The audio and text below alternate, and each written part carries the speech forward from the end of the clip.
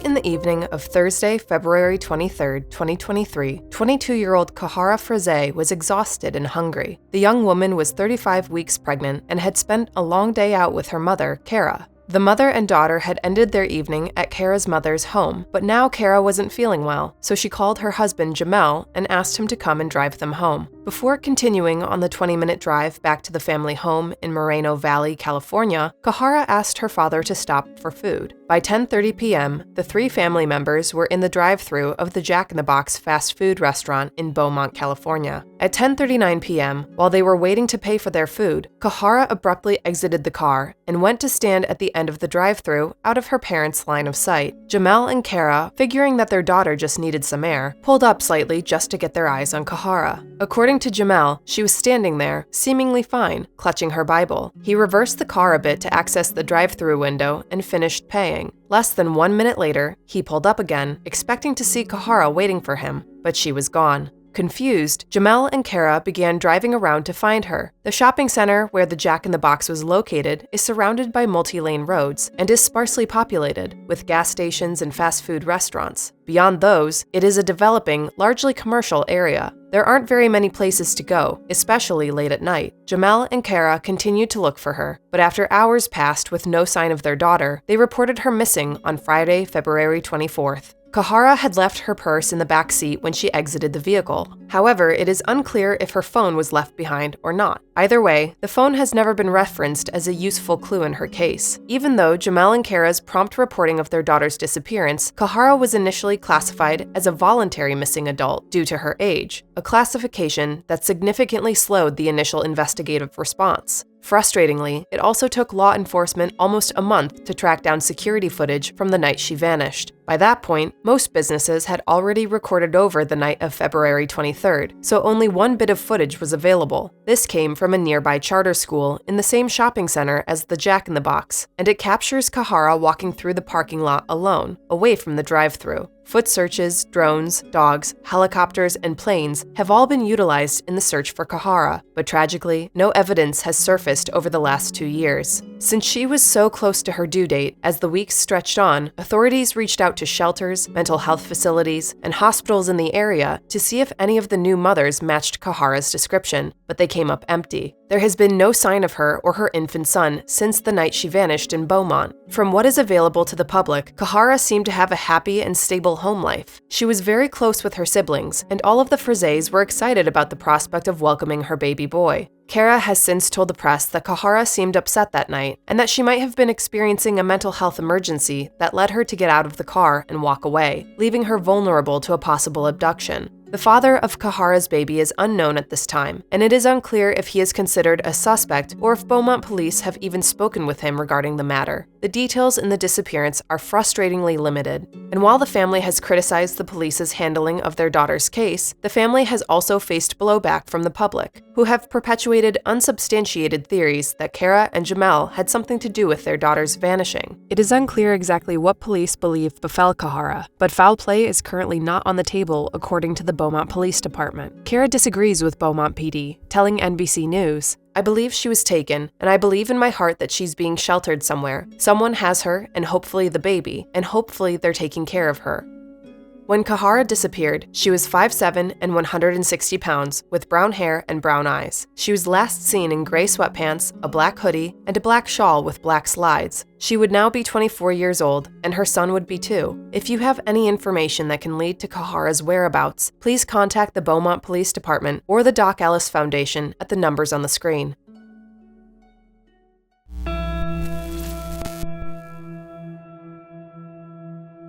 Around 1:40 a.m. on February 17, 2018, 20-year-old Ryan Shtuka prepared to leave a house party in the ski resort village of Sun Peaks, British Columbia, Canada. The young man was a recent addition to the idyllic vacation spot, working as a lift operator.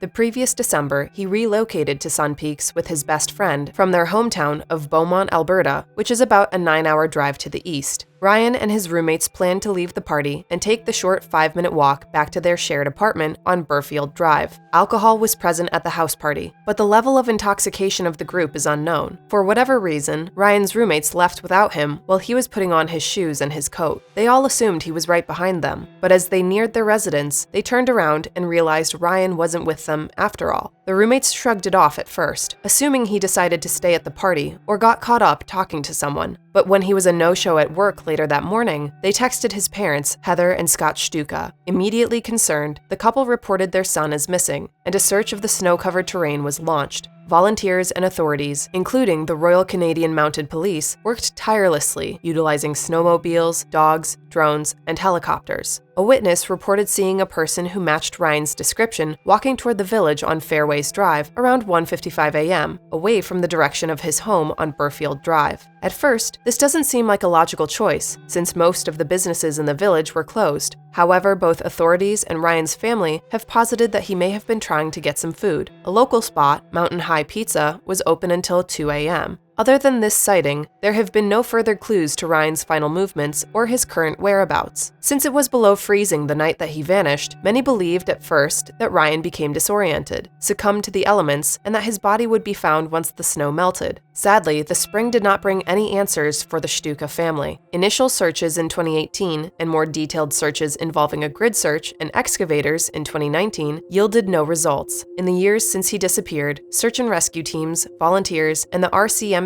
have continued to comb the forests, trails, and mountains surrounding the ski resort, but nothing has been found. The investigation remains open, but credible clues are incredibly thin. Some have complained that the RCMP did not put in a sufficient effort, citing what they believe to be a slow initial response and a lack of thoroughness. Others fear that Ryan didn't die of exposure and believe that he fell victim to a serial killer. Popular online theories range from abduction and trafficking to animal attacks. The primary theory is still that Ryan got lost in the wilderness and died in the freezing temperatures of February. But with no body, the case remains shrouded in mystery. When he disappeared, Ryan Shtuka was 6 foot tall and 180 pounds, with blonde hair and brown eyes. He would now be 28 years old. If you have any information that could lead to the recovery of Ryan, we ask that you contact the Kamloops RCMP or Crime Stoppers at the numbers on the screen.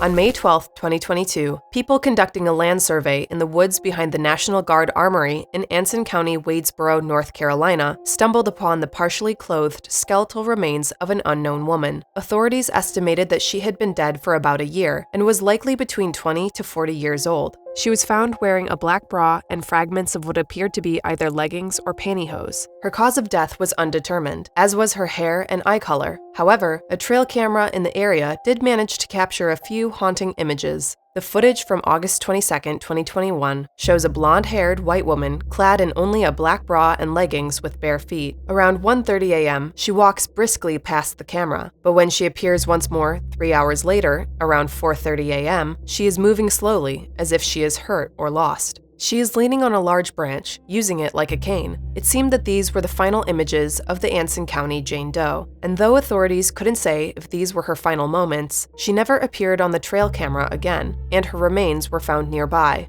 Though Anson County authorities began trying to identify the deceased, the footage wasn't released to the public until January 2024. She remained nameless for years. Meanwhile, 500 miles to the north, in Pittsburgh, Pennsylvania, Sharon Johnston desperately searched for her daughter. 36-year-old Amber Ray Johnston hadn't had a smooth life. A mother of 5, she struggled with substance abuse and was in an on-again, off-again physically abusive relationship with Jarrett Ward. The couple had been living in Bullhead City, Arizona, but during the summer of 2021, the pair broke up, and Jarrett took a Greyhound bus back to his hometown in South Carolina, just outside of Myrtle Beach. On August 16th, Amber also boarded a Greyhound bus and left Bullhead City, and by August 17th, she was in Winston-Salem, North Carolina. The reasons behind Amber's departure from Bullhead City remain unclear, with conflicting accounts emerging. Her ex-boyfriend Jarrett claimed she intended to reunite with him in Myrtle Beach. Conversely, a friend stated Amber sought to distance herself from Jarrett and return to Pittsburgh for rehabilitation. Additionally, on August 15th, Amber posted on Facebook expressing her intent to return to Pennsylvania and address outstanding warrants, as reported by the Anson Record.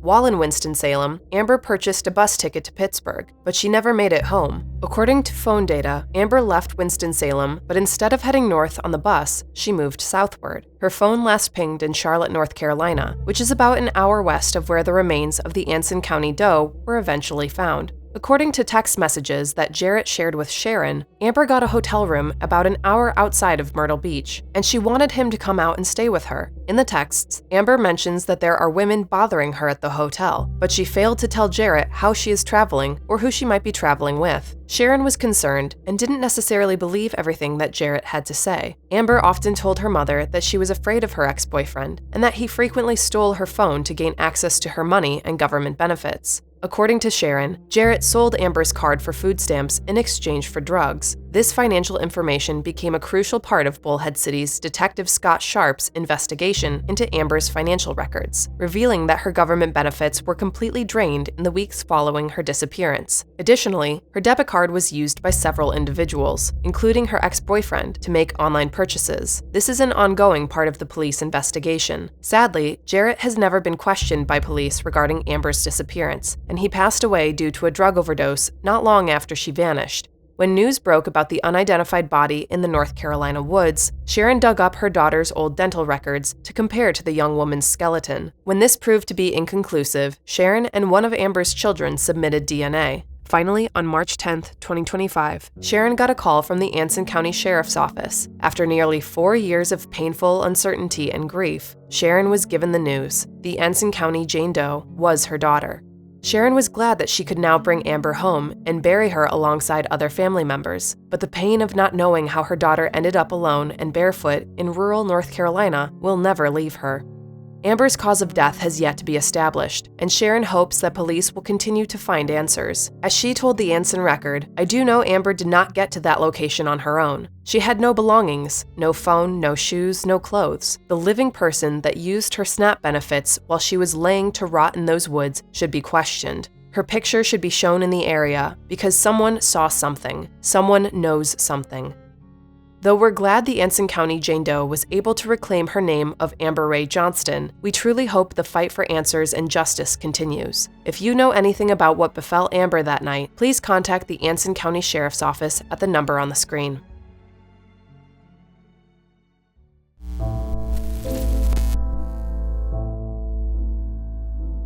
On the evening of January 1st, 2021, 26-year-old Kirsten Bugamman clocked into work at Cece's Pizza in Indianapolis, Indiana. Towards the end of her shift, her mother texted Kirsten and asked what time she needed to be picked up. Kirsten didn't have a car and relied on her parents, Rex and Lisa, for rides. However, that night was different. Kirsten told her mother she planned to meet with friends after work and didn't need a ride. Around 10 p.m., Kirsten joined her ex-boyfriend, Eddie Bradford, and 3 other acquaintances, Jared Kramerer, Olivia Dufour, and Robin Lybrook Hurt at Manly's Irish Mutt, a laid-back Irish pub on the east side of the city. Soon after, Kirsten was visibly intoxicated, picking fights with her friends and expressing anger and rage. Around midnight, she vomited on a table in the bar, and all 5 of them were asked to leave by management. Once outside in the parking lot, the group considered going to a bowling alley to extend their night. Unfortunately, Kirsten's agitated behavior continued, escalating to a full-blown argument between her and Eddie. The content of their disagreement isn't publicly known, but her behavior was off-putting to the group, who were primarily Eddie's friends, and who didn't want to continue dealing with her attitude.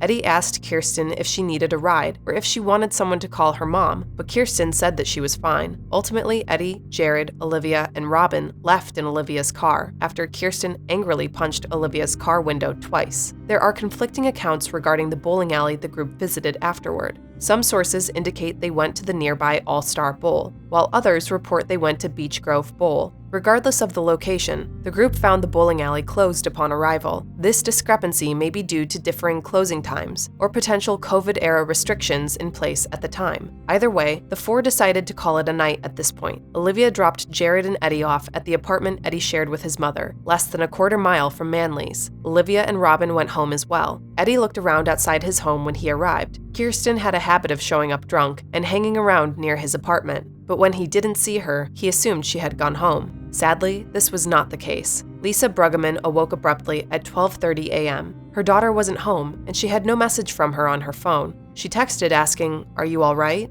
and called her. but the call went straight to Kirsten's voicemail, indicating that her phone was either off or dead. By January 3rd, when Kirsten still hadn't come home, they called her job, and her manager confirmed Rex and Lisa's worst fears. Kirsten had uncharacteristically missed her shift. Indianapolis Metro Police took the case, initiating searches in the area surrounding Manly's Irish Mutt. Security footage revealed that Kirsten left the bar's parking lot at 12:20 a.m. and was seen walking toward All-Star Bowl. Kirsten's phone pinged in the same area at 12:30 a.m., but afterwards it was either turned off or the battery died.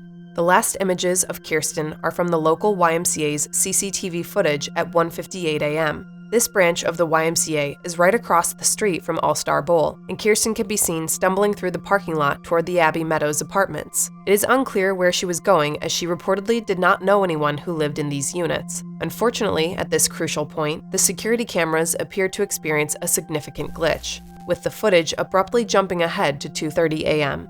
By then, Kirsten is nowhere to be seen, and the only observable movement is an unidentified dark SUV leaving the area. Kirsten has never been seen since that fateful night, and there have been no further clues to her whereabouts. According to Detective Nicole Bochting of the IMPD, the area where Kirsten was last seen was a fenced-in perimeter, thoroughly searched by police. To exit, she would have needed to either climb over the fence or retrace her steps within the camera's view. It has been an incredibly frustrating case for investigators and a source of terrible grief for her parents. As Lisa told the Indianapolis Star, "I'm grieving her being gone, but I don't know what happened. We don't know if she's gone for sure." Kirsten's parents are also very transparent about her difficult past. She struggled with substance abuse and mental health issues, and she got into trouble with the police in 2018 for drunk driving, and again in 2020 for possession of paraphernalia. She was intoxicated when she went missing, but as Detective Bochting notes, just because she was drunk does not mean she deserved whatever happened. Though it was January in the Midwestern United States, the temperature was in the 30s that night, which, though chilly, wouldn't deter a warmly dressed Indiana native from walking. When Kirsten was last seen, she was carrying a white backpack and wearing a black waist-length coat, blue jeans, and a gray hat. She is 5'2" and 115 pounds, with brown hair and brown eyes. She has been missing for 4 years and would now be 30 years old. If you have any information about Kirsten's disappearance, we ask that you contact either the Indianapolis Metro Police Department or Louth Investigations at the numbers on the screen.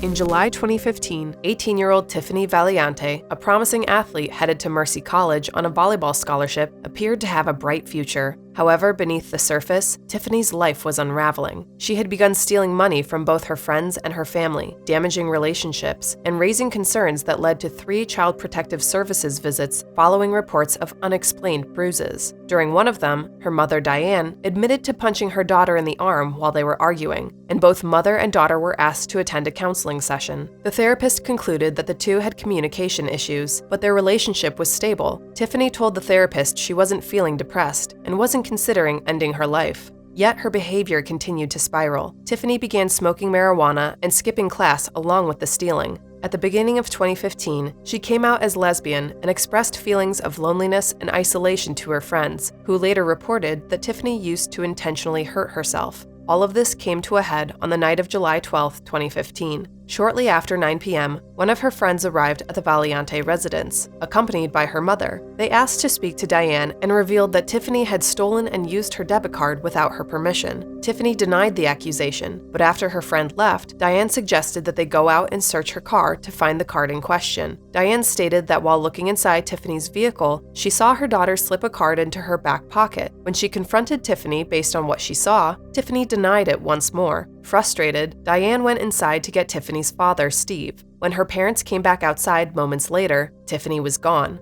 At first, Steve and Diane figured that Tiffany had gone for a walk to clear her head, and so they gave her some space. But when 2 hours went by, Steve ventured outside to look for his daughter. As he walked toward the street, he noticed an alarming sight. There was Tiffany's phone, discarded at the end of the driveway. Diane and Steve were immediately terrified. Their daughter never went anywhere without her phone. so this was not a good sign. At 11:30 p.m., they called the police. About 27 minutes before the Valiantes called 911, New Jersey Transit train 4693 accelerated to 80 miles per hour on its way to Atlantic City, about 4 miles away from Tiffany's house. At 11:07 p.m., the engineer behind the train's controls pulled the emergency brakes and blew the horn in a desperate attempt to avoid striking the young woman who had just jumped onto the tracks. Sadly, it was too late. The woman was dragged for a quarter mile before the train was finally able to stop. The woman was officially declared dead by a medical professional at midnight. Tiffany was identified as the young woman in question, and the Valiantes were notified. The following day, New Jersey Transit investigators closed the case, claiming that Tiffany had jumped in front of the train, taking her own life. The scene presented numerous unsettling anomalies. Tiffany was found barefoot and partially unclothed, wearing only her underwear. Adding to the mystery, approximately 2 weeks later, Diane discovered Tiffany's shoes and headband a mile from the train's impact site, deep within a wooded area. This discovery raised significant questions, as Tiffany's autopsy revealed that her feet were remarkably smooth and unblemished, contradicting the expectations of injuries from a mile-long trek through dense, thorny woods. Additionally, her parents emphasized Tiffany's profound fear of the dark, making her voluntary presence in such a location highly improbable. The handling of the investigation by New Jersey Transit was met with severe criticism. Evidence, including Tiffany's shirt, was improperly stored, leading to mold contamination and rendering it useless for forensic analysis. Compounding the issue, an axe with red marks found at the scene was reportedly lost by New Jersey Transit. The Valiante family's lawyer, Paul D'Amato, also highlighted the inconsistent testimonies of the train engineer, Marvin Olivares. Initially, he claimed to have seen Tiffany only when she jumped in front of the train, but later he stated that he saw her crouching near the tracks. These discrepancies fueled the Valiante family's belief that New Jersey Transit was attempting to portray Tiffany's death as self-inflicted to avoid liability. Adding another layer of complexity, rumors circulated in May's Landing with accounts from teenage employees at a local Wawa suggesting Tiffany was abducted at gunpoint, forced to undress, and then chased onto the train tracks. However, some people pointed to the friend from whom Tiffany stole the debit card, noting that she would have motivation to harm her. It should be remembered that at this time, these are rumors only, and no evidence has been discovered to link anyone to Tiffany's death. Sadly, it is unclear what exactly happened to Tiffany the night she died. The Valiante family has continued to fight and does not believe their daughter took her own life. New Jersey Transit has been incredibly tight-lipped about everything, but their handling of the case was objectively questionable. The scene was not effectively secured, evidence was mishandled and misplaced, and although Tiffany was tested for alcohol and drugs, which came back negative, she was never tested for assault. The shorts she wore that night were missing when she died and have never been found. An independent medical examiner, Louise Hausman, who worked for Atlantic County for over 20 years, reviewed Tiffany's case and believes it isn't plausible that the teen took her own life. As she noted, "I am convinced after having examined all of the relevant reports in the case, including those of NJ Transit, that while there are several plausible explanations for Miss Valiante's tragic death, suicide is not one of them." Another expert, pathologist and former Atlantic County medical examiner Donald Jason, notes that the state's autopsy report is without scientific merit and that officials were biased in their findings relating to Tiffany's death. According to NJ.com's reporter Martin Dunn, New Jersey Transit considers the case to be closed, but has yet to return any evidence, including Tiffany's personal effects, to her family. The Valiantes, with the help of their lawyer, continue to fight to uncover what caused the suspicious death of their daughter. If you have any information about Tiffany's untimely and mysterious death, you can send your tips to the contact information on the screen. We hope that one day, all the families we've discussed today will find justice and peace. We'd like to hear your thoughts. Where are Kahara, Kirsten, and Ryan? What befell Amber and Tiffany? Sound off in the comments below. Be sure to like and subscribe so you don't miss our next installment. And as always, thanks for watching.